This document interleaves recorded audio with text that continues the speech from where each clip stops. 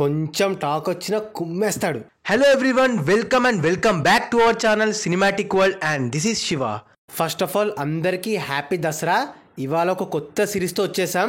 మన హీరోలు టాప్ లీగ్లోకి వెళ్ళడానికి ఫిల్మోగ్రఫీలో ఏక్సెక్ సినిమాలు పడాలి. హిట్లు పడ్డం వేరు, ఒక స్టార్ని సూపర్ స్టార్ని చేసే సినిమాలు వేరు. అవి ఆడియన్స్ నుండి ఎక్సలెంట్ రెస్పాన్స్ తెచ్చుకోవాలి, అలాగే బాక్స్ ఆఫీస్ పరంగా టాప్ 3 గ్రాసర్ అవ్వాలి. అలా ఇవాళ మన mega power star Ram Charan వి టాప్ 3లోకి ఎంటర్ అయిన సినిమాలు, ఆ సినిమాలు తన కెరీర్ పైన ఎలాంటి ఇంపాక్ట్ క్రియేట్ చేశాయి అనేది మాట్లాడుకుందాం. మరి జర మన ఛానల్లో కంటెంట్ నచ్చితే లైక్, షేర్ అండ్ సబ్స్క్రైబ్ చేసుకోండి ప్లీజ్. చరణ్ అన్నకి చాలా అరుదుగా పడే సాలిడ్ డెబ్యూ పడింది చిరుతాతో. ఒక డెబ్యూ హీరోకి పడాల్సిన కమర్షియల్ బొమ్మ, ఆరెంజ్ ఎలివేషన్లు, పాటలు, డైలాగులు ఫస్ట్ సినిమాకే పడ్డాయి అమ్మ. అసలు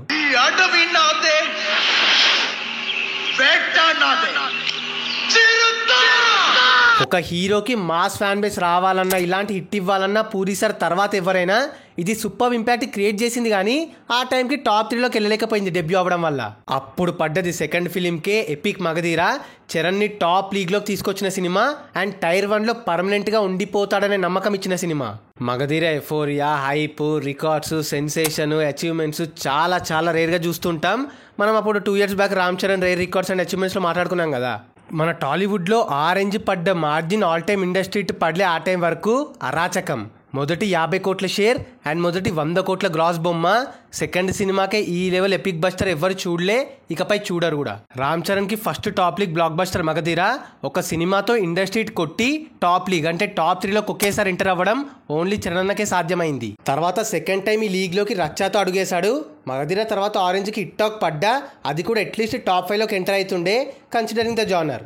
డిజాస్టర్ అండర్ రేటెడ్ అయిపోయింది. కానీ ఎందుకు మాస్టర్ మాటిమాటికి అడుగుతారు? Okay, within no gap mass commercial రచ్చ.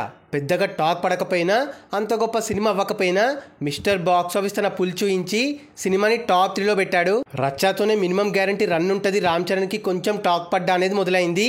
రచ్చ ఓపెనింగ్స్లో all time record and many ఏరియాస్లో ఫస్ట్ వీక్ కూడా రికార్డ్ పెట్టింది. లాంగ్ రన్లో కూడా మస్త్ ఆడి టాప్ 3 ఆఫ్టర్ మగధీర అని దూకుడు ప్లేస్లో ఉండే, దట్టు మిక్స్డ్ టాక్తో. ఈ సినిమాతోనే మిస్టర్ బాక్స్ ఆఫీస్ అనే ట్యాగ్ కూడా వచ్చింది. అండ్ ద నెక్స్ట్ వన్, చాలా గ్యాప్ కి మాస్టర్ పీస్ రంగస్థలంతో ఈ ఫీట్ లోకి వచ్చాడు. మళ్ళీ ఆకలి గట్టిగా తీరిన రోజు అది. బాసే కనిపించాడు స్క్రీన్ మీద చరణ్ రూపంలో అనుకున్న సందర్భం. పీక్ యాక్టర్ ని బయటికి తీసుకొచ్చిన సినిమా. యాక్టింగ్ రాదు అన్నోళ్ళకి నోరు మూసుకునేలా చేసిన టైం అది. ఎంతో మాట్లాడాం, ఎన్నో చెప్పుకున్నాం రంగస్థలం గురించి. ఎంత చెప్పుకున్నా తక్కువే. టాలీవుడ్లో త్రిపులాని పక్కన పెడితే యునానిమస్, అసలు ఒక్క మైనస్ పాయింట్ లేదు, వంక పెట్టడానికి ఏమీ లేదనుకున్న సినిమా రంగస్థలం. మేమైతే పెద్దగా ఎక్స్పెక్టేషన్స్ లేకుండా వెళ్ళి లీనం అయిపోయి ఒక ఎపిక్ వండర్ని చూసి వచ్చామనే కంప్లీట్ సాటిస్ఫాక్షన్. నాకైతే పర్సనల్గా కల్కిని పక్కన పెడితే లాస్ట్ 8 yearsలో టైర్ 1 హీరోస్ది మోస్ట్ సాటిస్ఫాక్షన్ ఇచ్చిన సినిమా రంగస్థలం. అప్పుడు మగధీరాతో మొదటి 50 కోట్ల షేర్ అండ్ 100 కోట్ల గ్రాస్. ఇప్పుడు రంగస్థలంతో మొదటి 100 కోట్ల షేర్ అండ్ 200 కోట్ల గ్రాస్ బొమ్మ ఇచ్చాడు. ఎవరెస్ట్ అంతే. జనరల్గా రామ్ చరణ్కి ఇలా బ్లాక్ బస్టర్ టాక్ పడే సినిమాలు పడవు. ఒకవేళ పడ్డాయంటే రిజల్ట్ ఇలానే ఉంటుంది, పక్కా ఆల్ టైమ్ హిట్టే అది. మగధీరతో చూసాం, రంగస్థలంతో చూసాం. నాకు అందుకే సుక్కు సార్ రంగస్థలంలో ఒక మెయిన్ డైలాగ్ దీన్ని బేస్ చేసుకుని రాసాడు అనిపిస్తుంది.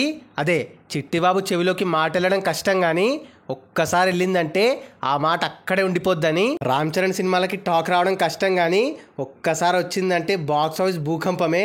Sukku brilliance all the way. ఇంకా ట్రిపుల్-ఆర్ 4th టైం ఈ ఫీట్లోకి వచ్చాడు, గ్లోబల్ లెవెల్కి వెళ్ళాడు.